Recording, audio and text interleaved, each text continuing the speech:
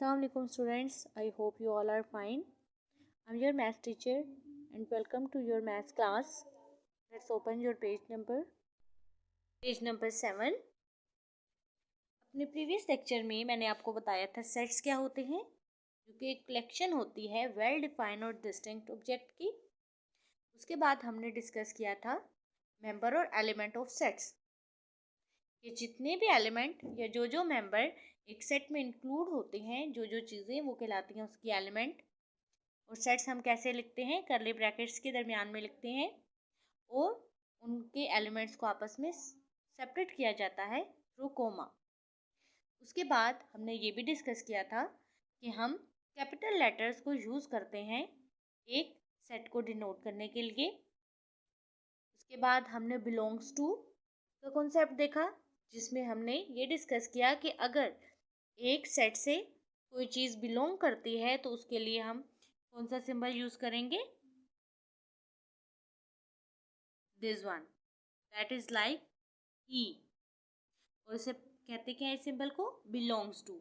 और अगर कोई एलिमेंट किसी एक सेट से बिलोंग नहीं करता, जैसे हमने एक एग्जांपल पढ़ी थी, ऑरेंज फ्लेवर जो था वो हमारे आइसक्रीम फ्लेवर के इस ग्रुप से मैच नहीं करता था, तो हमने उसको नॉट बिलोंग्स टू लिखा था। जस्ट इसके ऊपर एक लाइन, एक मार्क लगाया था। उसके बाद हमने डिफरेंट सेट्स की टाइप देखी थी, जिसमें हमने पहली टाइप क्या पढ़ी थी, एम्प्टी सेट। ऐसा सेट जिसमें कोई एलिमेंट ना हो वो कहलाता है एम्प्टी सेट। फिर उसके बाद हमने देखा फाइनाइट सेट, जिसमें हमारे पास जो हमारे सेट के एलिमेंट होते हैं वो फिक्स नंबर होते हैं, यानी हमें पता होता है कि कितनी रेंज तक के नंबर हमने सेट में लिखने हो।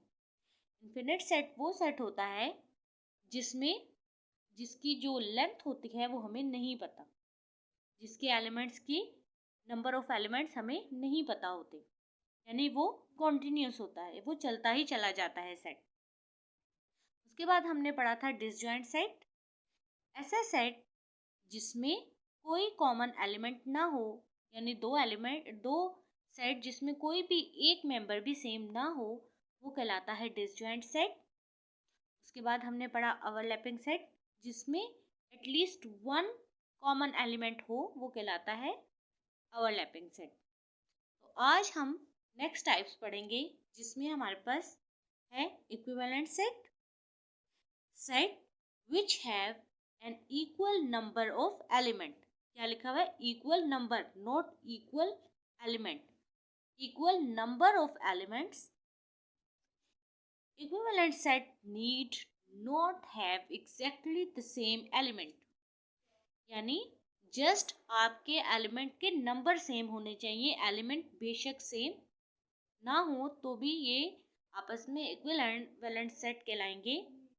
जैसे कि हमारे पास एग्जांपल क्या दी हुई है, एक यहाँ देखिए, जे सेट में है 1 4 6, जबकि के सेट में हमारे पास है ABC।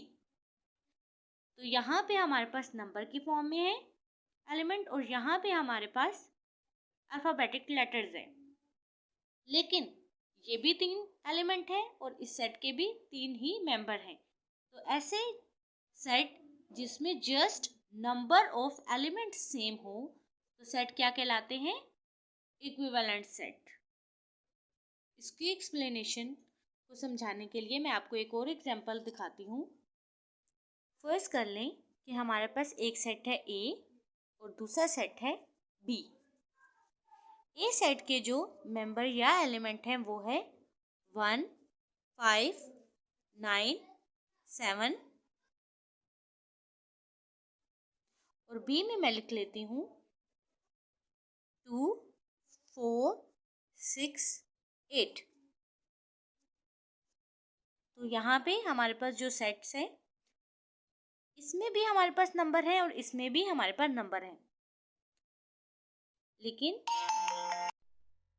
इन दो सेट में क्या है, हमारे नंबर ऑफ एलिमेंट, इसमें कितने नंबर हैं, 1 2 3 4, 4 एलिमेंट है, और इसके कितने एलिमेंट हैं, 1 2 3 4, ये भी 4 है और ये भी 4 है। तो ऐसे सेट्स आपस में क्या कहलाते हैं, इक्विवेलेंट सेट। इसी में यहाँ नेक्स्ट लाइन क्या लिखी हुई थी, equivalent sets need not have exactly the same element, यानी इनमें जस्ट हमारे पास नंबर ऑफ एलिमेंट सेम होने चाहिए, यानी जितने एलिमेंट इसमें हों उतने ही इसमें होने चाहिए, बेशक वो आपस में सेम ना हो, जस्ट नंबर ऑफ एलिमेंट आपस में सेम होने चाहिए। जितने एलिमेंट इसमें हो या जितने मेंबर इसमें हो उतने ही दूसरे सेट में भी मौजूद होने चाहिए। एक और एग्जांपल यहाँ पे भी एक्सप्लेन की गई है। ए सेट में लिखा हुआ है planets in the solar system और बी सेट लिया हुआ है नेचुरल नंबर लेस देन 9। तो सोलर सिस्टम में कितने प्लैनेट्स होते हैं 8, और नेचुरल नंबर जो कि लेस देन हो 9 से, 0 से स्टार्ट होंगे, 1 से सॉरी, तो 8 तक जाएंगे तो वो क्या होंगे, लेस देन 9, 8 तक ही नंबर होंगे, तो इसमें भी 8 एलिमेंट्स है। तो क्या है, both set A and B have 8 member even though the member are completely different। देखिए प्लैनेट्स के जो मेंबर हैं उनके नाम बिल्कुल चेंज है एज कंपेयर टू, यहाँ पे तो नंबर्स हैं 1 2 3 4 5 6 7 एंड 8 जो एक दूसरे से बिल्कुल चेंज हैं, जस्ट उनका नंबर ऑफ एलिमेंट है जो है दोनों सेट का वो सेम है, तो ये सेट्स आपस में क्या कहलाएंगे, इक्विवेलेंट सेट्स। नेक्स्ट है equal set. Equal sets, equal sets which contain the same element. यहाँ पे हमने कहा था नंबर ऑफ एलिमेंट सेम होने चाहिए, लेकिन एलिमेंट बेशक आपस में सेम ना हो तो भी सेट्स आपस में क्या कहलाते हैं, इक्विवेलेंट सेट। लेकिन यहाँ पे हमारे पास जो है वो क्या कहलाता है कि हमें सेम दोनों एलिमेंट्स के जो मेंबर हैं वो सेम होने चाहिए। यहाँ पे क्या लिखा हुआ है, consider example even natural number and B set contain multiples of 2। तो अगर हम देखें इवन नेचुरल नंबर तो वो क्या होते हैं 2 4 6 8 एंड अप टू सोन, और इसी तरह मल्टीपल्स ऑफ 2 देखें तो वो भी यही होते हैं 2 4 6 8 एंड अप टू सोन। तो क्या होगा कि दोनों एलिमेंट में, दोनों सेट्स में एलिमेंट जो हैं वो सेम है। इसको और एक्सप्लेन करने के लिए यहाँ पे मैं एक एग्जांपल लेती हूँ। सेट ए में मैं लिख लेती हूँ ए ई आई, और सेट बी में मैं लिख लेती हूँ ए ई आई। तो क्या है, ये दोनों एलिमेंट क्या है, एक दूसरे से सेम है। इसमें था नंबर ऑफ एलिमेंट सेम थे, यानी जितने मेंबर इसमें हैं उतने ही उसमें हो, लेकिन वो सेम नहीं थे, तो वो थे इक्विवेलेंट सेट। लेकिन अगर सेट के एलिमेंट भी सेम हो आपस में तो वो सेट क्या कहलाते हैं, इक्वल सेट्स। आई होप कि आपको इन दोनों का डिफरेंस क्लियरली अब समझ आ गया होगा। Move to the next page. On page number 8 the next type of set is universal set. इसके नाम से देखें यूनिवर्सल, यूनिवर्स, यूनिवर्स मीन कायनात, जो अपने अंदर बहुत सी चीज़ों को इकट्ठा कर ले। Universal set is a set in which contain all the sets under consideration, यानी ऐसे सेट जिसके थ्रू हम डिफरेंट सेट्स आपस में बना सकते हैं। जैसे यहाँ पे एग्जांपल देखें क्या है, जे सेट में है member January July and June, और ए सेट में है अप्रैल एंड अगस्त। तो यहाँ पे इन दोनों सेट्स को अगर देखा जाए तो किसकी बात हो रही है, ये सब दोनों सेट जो हैं इन दोनों में किस चीज़ की बात हुई है, month of year.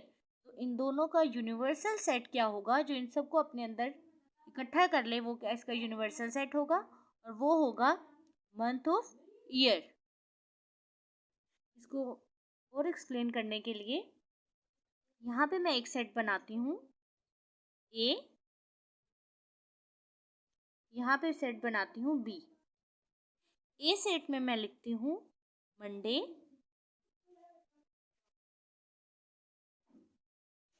And Tuesday,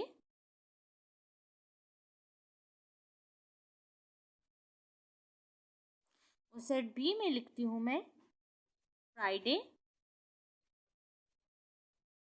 Saturday and Sunday.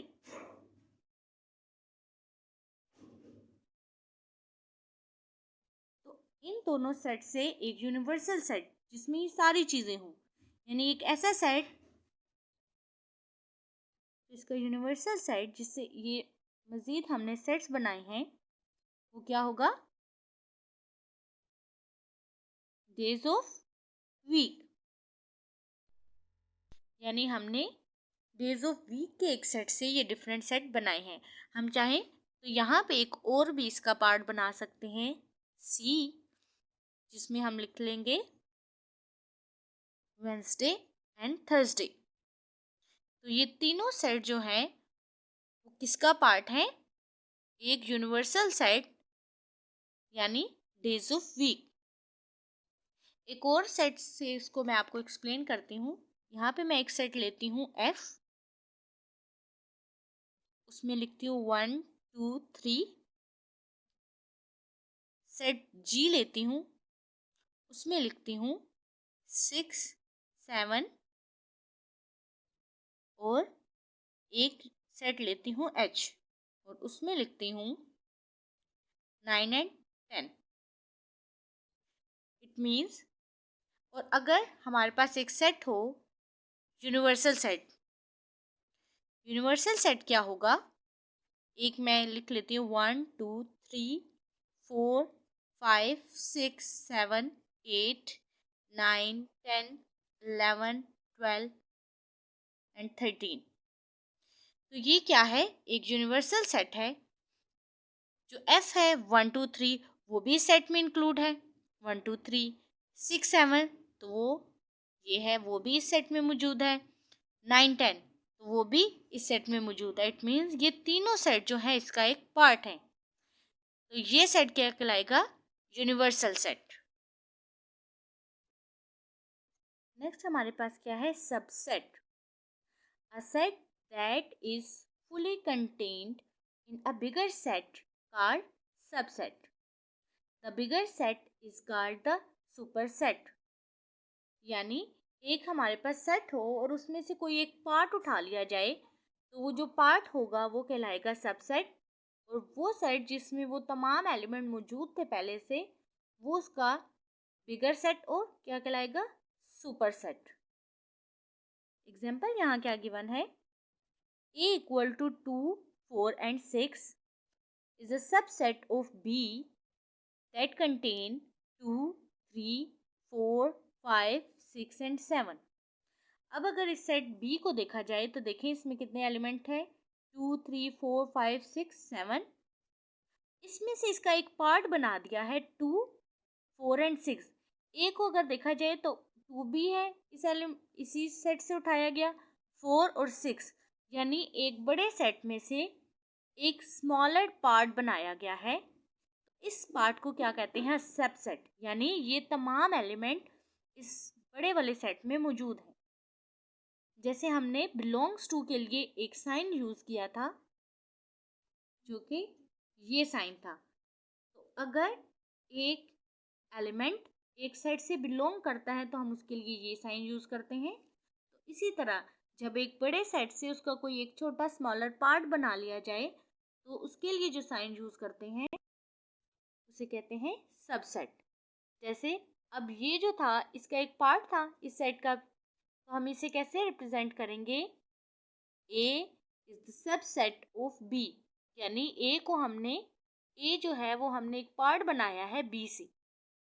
इसको लिखेंगे कैसे? A is a subset of B.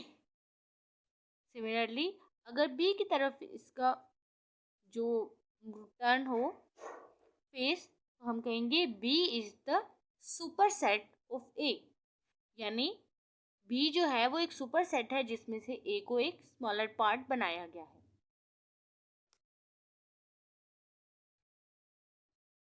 अब अगर सिर्फ हमारे पास सिर्फ यही सेट हो 2 4 6, एक एग्जांपल है जिसमें हमारे पास इसको, ये तो थी एक एग्जांपल। अब नेक्स्ट है जस्ट एक ही हमारे पास ये है सुपर सेट, इसमें से हमने सबसेट बनाने हैं। तो एक बना लिया एम्प्टी सेट, एक बना लिया, अगर सिर्फ 2 बना लें, इसको मैं आपको यहाँ पे एक्सप्लेन करती हूँ रजिस्टर पे।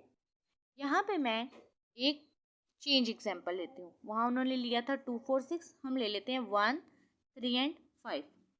ये एक सेट है, इसमें से हमने सबसेट बनाने हैं। तो सबसे पहला सबसेट एम्प्टी सेट। उसके बाद अगर इस सेट से 1 अगर मैं बना लूँ तो क्या है, ये सुपर सेट कहलाएगा और ये इसका सबसेट। इसके अलावा अगर इन दोनों को छोड़कर मैं सिर्फ 3 बनाऊं तो क्या है, 3 भी इसी का पार्ट था, तो 3 क्या है, एक सबसेट है ए सेट का। इसी तरह अगर मैं सिर्फ 5 का एक सेट बना लूं इन तीनों को छोड़, तो 5 भी इसी का एक एलिमेंट था, तो ये कहलाएगा सबसेट। इसी तरह अगर मैं दो मेंबर्स का बना लूं 1 एंड 3, तो ये भी एक पार्ट था ए का 1 एंड 3, तो ये भी इसका सबसेट कहलाएगा। इसी तरह अगर मैं 1 और 5 का एक सबसेट बना लूं तो वो भी इसी का ही सबसेट है। इसी तरह अगर मैं यहाँ 3 और 5 का भी एक सेट बना लूं तो ये भी इसका सबसेट है। और इसी तरह 1 3 एंड 5 भी एक सेट बन सकता है, वो भी सेम है इसी सेट ए की तरह। तो क्या है, तो इस तरह एक सेट से हमने डिफरेंट इसके सबसेट बनाए। अब बुक की तरफ चलते हैं। यहाँ पे क्या एक्सप्लेन है, नल सेट और एम्प्टी सेट। जैसे नल सेट लिखा है ना, इसको एम्प्टी सेट भी कहते हैं, जो बिल्कुल खाली हो, जो ये होता है जिसमें कोई एलिमेंट ना हो। Null set is a subset of every set, यानी हर एक सेट, यानी चाहे उसमें 2 4 6 हो, 1 3 5 या कोई भी सेट हो, उसका एम्प्टी सेट जो है वो उसका कहलाता है subset. And every set is a subset of itself, यानी हर एक सेट अपने ही इसका इटसेल्फ इसका सबसेट होता है। जैसे यहाँ पे 2 4 6 है, तो इसी तरह इसका सबसेट 2 4 6 में भी लिखा हुआ है। जैसे मैंने आपको एग्जांपल दी यहाँ पे 1 3 5, तो इसी तरह मैंने यहाँ पे एक सबसेट में भी 1 3 5 लिखा। तो यही चीज़ इसको यहाँ पे एक्सप्लेन कर रही है कि अगर एम्प्टी सेट है, वो भी नल सेट जो होता है वो एक सेट का सबसेट होता है। और इसी तरह सेम वही सेट, यानी अपने ही तरह का एक और सेट बना के वो भी सबसेट होता है अपने ओरिजिनल सेट का। And all other sets are called proper subset, यानी हमने एक सेट से एक क्या बनाया, सबसे पहले एम्प्टी यानी null subset, itself subset, and then remaining जो होंगे वो क्या कहलाएंगे, प्रॉपर सबसेट। तो आज का जो आपका होमवर्क टास्क है वो क्या है कि आप अपनी नोटबुक पे लिखेंगे व्हाट आर इक्विवेलेंट सेट और उसकी डेफिनेशन विद एग्जांपल। इसी तरह equal set with example and definition. Next page से आप लिखेंगे universal set, definition with example, subset, example and definition, and the last 2 lines of this paragraph.